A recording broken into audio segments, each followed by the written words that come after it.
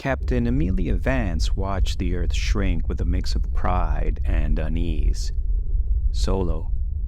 First. Her heart pulsed with the lonely beat of the engines, a drum solo in the cosmic void. Then, the first flicker.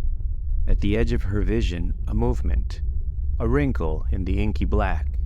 She blinked, dismissing it as fatigue. But it returned, bolder this time. A shadow, impossibly vast, trailing an inky tendril across the stars.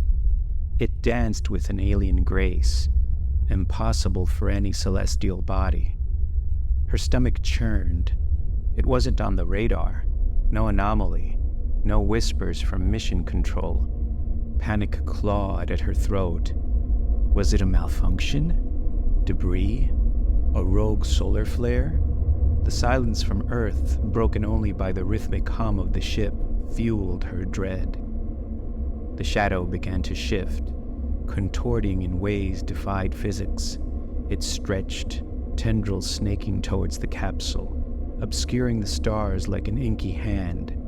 Amelia scrambled, toggling controls, desperate for a reaction from Earth. Static. The silence screamed in her ears.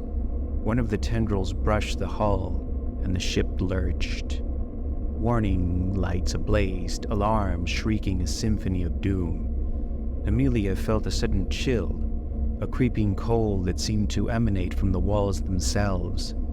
The shadow throbbed, a pulse echoing through the metal, resonating in her bones. Then, a whisper. In her mind, not through the comms. A sibilant murmur, ancient and primal, twisting its way into her thoughts.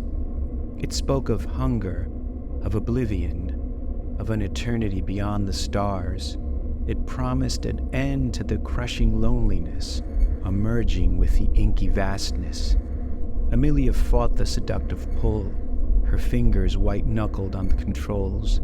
She pushed against the voice, reciting memorized verses from scripture. Anything to drown out the chilling whispers. But it wormed its way into her thoughts, weaving illusions of peace, of escape from the suffocating silence.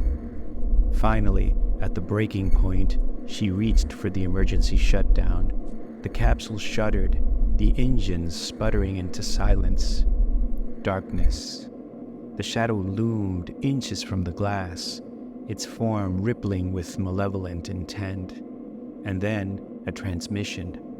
Crackling, barely audible, but a lifeline from the black. Mission control. Her voice, choked with tears, reported the anomaly, the silence. There was a pause, then static, followed by a single, chilling sentence. Abort immediately. Don't let it touch you. The shadow pulsed, closer now, its form coalescing into something vaguely humanoid, eyes like burning embers peering through the glass.